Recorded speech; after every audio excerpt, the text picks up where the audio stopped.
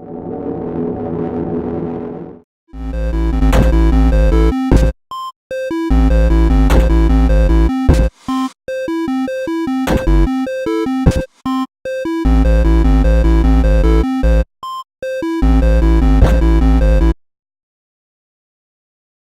nerds, and welcome to another episode of DNA POW Block. POW Block!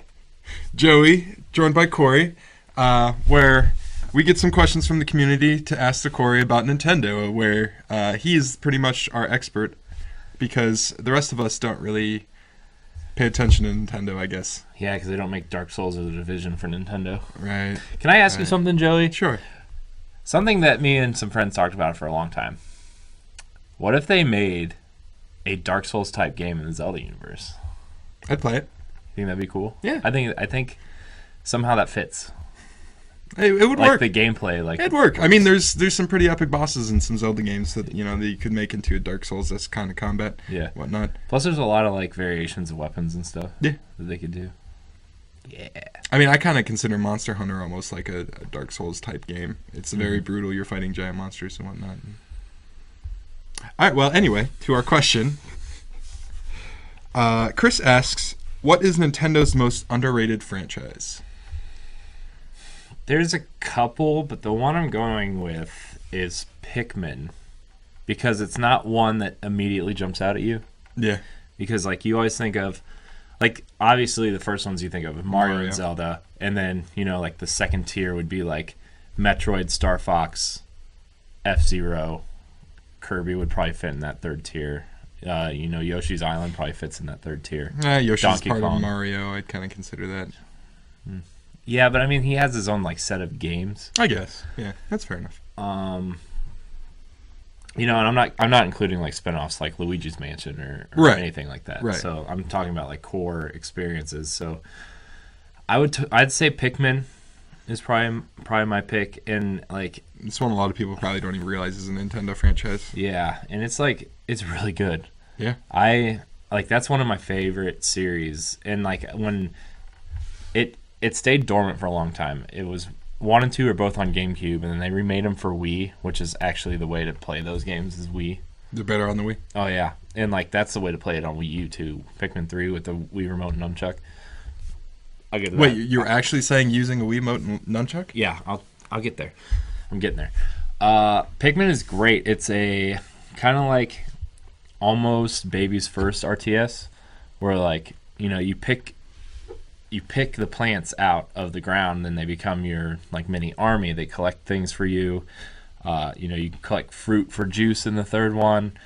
You pick up the pellets to add more seeds to your pods, and then the longer you let them sit in pods, you get the leaf, which is the ones you see all the time, and then the bulbs, which are heavier, and then the flowers, which are like they float, so you can toss them over. And then like you have the different colors, which red is resistant to fire and yellow is resistant to electric, and then blue can go underwater and get stuff, and then you have the rock Pikmin, which can break down glass walls and Glass walls. and then you have like the walls white and purple Pikmin. Like the white ones, I think the white ones are the poison ones, where like they do extra damage to the enemy. Like even though like they don't do as much physical damage, but they have a better chance of like. So they're adding the different elements to this. I think they were in 2, but in 3, more elements. So it's kind of like that. You got your different units, and you have to kind of choose how to use them the right way. Yeah. Plus, it's kind of got that rock paper scissors Pokemon type element to it, which I just thought of something. What if they made like Pikmin / Wonderful 101, but like freaking Pokemon? Oh my gosh, that'd be awesome. But anyways, We don't need any more Pokemon. We already got. But anyways, back to Pikmin. I really think that Pikmin is a game that should be considered next to like Metroid and Star Fox. Like it is that good, and it's never going to be on the same level as Mario or Zelda. No. But I think Pikmin should definitely be there, and it is the one game that didn't come out on Wii originally, but is the perfect game for the Wii remote and nunchuck. Because, you use the thumbstick to run around, and like you can like toss your Pikmin while you're running, which is the only way you can toss your Pikmin while you're running. because if you're running, like, you know, you have to stop and throw them with the gamepad, and like the right stick controls your camera, but then the left stick controls where you're throwing your Pikmin. So it's like there's no like workaround. Like you would think like you could be able to run and do that, but with the nunchuck and Wii remote, you can actually run and throw your Pikmin, which adds a lot of depth to the game. Like it adds a lot more strategy to the game that you wouldn't originally have, and you can lay the gamepad in your lap to see the map. It's just like that is the one game that like I'm just like, man, nunchuck and Wii remote. And there's one other thing I wanted to say about Pikmin. I forget what it was, but dang it, I forget what it was. I'm sorry, but Pikmin is one of Nintendo's most innovative games I've ever played, and definitely Pikmin 4 is in development. I hope it's for NX. I hope it's an NX launch game, because they've already said it's in development. They originally said it was for Wii U, but Pikmin 3 came out a little late, so I wouldn't be surprised if they push it to NX. But I don't know. We'll see.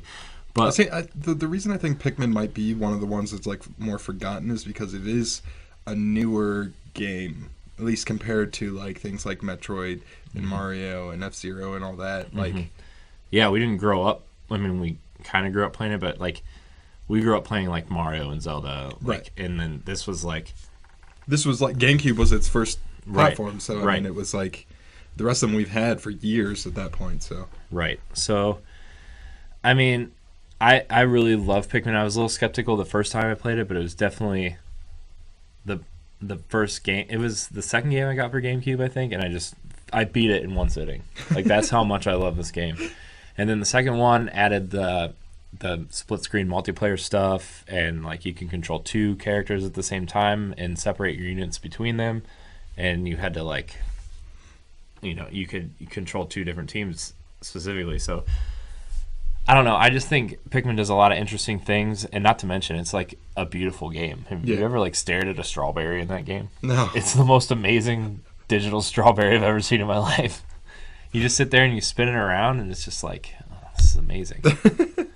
This is the prettiest game I think I've ever seen on Wii U. But like even on GameCube, that game was amazing. Like you had to pick up like Duracell batteries, and like it was like, wow. He nailed the look of this battery. Like, just like the little things in that game. And a cardboard box has the texture that you like. Like I don't even think like Metal Gear has that type of cardboard texture. It's just amazing. I think Pikmin is super underappreciated, and anybody that has any sort of like access to a Wii or Wii U should definitely pick these games up. I know Pikmin 3 was just re-released as a Nintendo Select, like one of the cheaper titles, so I think it's only like $20. So it's probably worth it. So if you have a Wii U, I'd definitely pick it up. One system I think would be perfect for that would be 3DS, just because like there's short little missions. It's perfect for portable play, which I don't know. Maybe we'll get a Pikmin game on there someday, but Pikmin. The other one I was gonna say is Xenoblade Chronicles but I mean, I feel like that game's loved in different places, but it's not widely accepted. I feel like the hardcore Nintendo fans really appreciate that game, and JRPG lovers that also love Nintendo really love that game.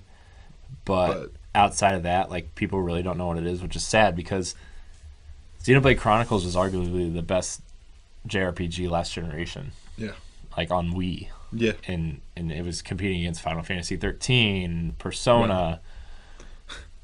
I'm just saying, like the big games that everybody knows. 13 is kind of like meh compared to Final Fantasy games in general, but there was a couple other good ones, like the Tales series and stuff like that.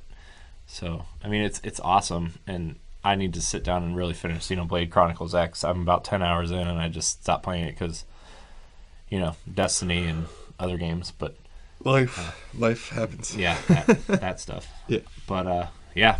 All right. Well, that's Corey's thought on the subject. So, Pikmin. Definitely, if you have not played Pikmin before, you should probably pick it up. Yeah. You know, Pikmin. Pick it up. Anyway, thank you for joining us in this episode of DNA POW Block. Please feel free to like this video and subscribe to the DNA YouTube page if you like what you've seen. Leave us a comment. Tell us how we're doing. all that. You can check out the rest of our content at digitalnerdadvocates.com or on our YouTube page. And until next time, we're out. Bye.